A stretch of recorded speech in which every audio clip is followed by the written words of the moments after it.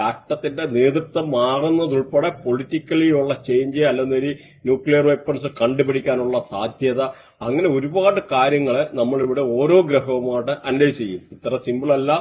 ഞാൻ കഴിഞ്ഞ ഈ ന്യൂക്ലിയർ ഇപ്പൊ ഒരു ഇറാന്റെ ഒരു ന്യൂക്ലിയർ ആയിട്ടുള്ള ഒരു ടെസ്റ്റ് നടന്നിരുന്നു, ന്യൂക്ലിയർ ടെസ്റ്റിംഗ് നടന്നിരുന്നു. അതിന്റെ തലേ ദിവസം ഞാനൊരു വീഡിയോ ചെയ്തിട്ടുണ്ട്. അതുപോലെ ഞാനൊരു വീഡിയോ ചെയ്തിരുന്നു, ഇറാന് ന്യൂക്ലിയർ വെപ്പൺസിന്റെ പ്രസൻസ് ഉണ്ടാകുമെന്നും പറഞ്ഞ് വ്യക്തമായിട്ട് പറഞ്ഞിട്ട് ഒരു വീഡിയോ ചെയ്തിരുന്നു.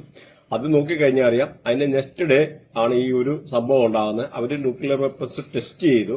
അപ്പൊ അത് ഓരോ കാര്യങ്ങളും ഇതുപോട്ടെ, ഇത് ഞാൻ പറഞ്ഞല്ല, ഇതിനു മുമ്പ് ഇങ്ങനൊരു വാർ ഉണ്ടാകാനുള്ള സാധ്യത ഉണ്ടെന്നുള്ള ഡേറ്റ് ഉണ്ടെന്ന് പറഞ്ഞ് ഇന്ന ഡേറ്റ് വാർ ഉണ്ടാകുന്ന ഒരു ലേഡി പറഞ്ഞിരുന്നു. അപ്പൊ ഇവിടെ എന്തൊക്കെ ഒരു വലിയ സയൻസ് കാര്യങ്ങളും ഉണ്ടാകുമെന്ന് നിങ്ങൾ മനസ്സിലാക്കാം. നമ്മളിവിടെ ഓരോ പ്ലാനറ്ററി പൊസിഷന്റെ ഓരോ കണക്ടിവിറ്റിയുടെ വിത്ത് എക്സ്പ്ലെയിൻ ചെയ്തിട്ടാണ് ഓരോ കാര്യങ്ങളും പറയുന്നത്.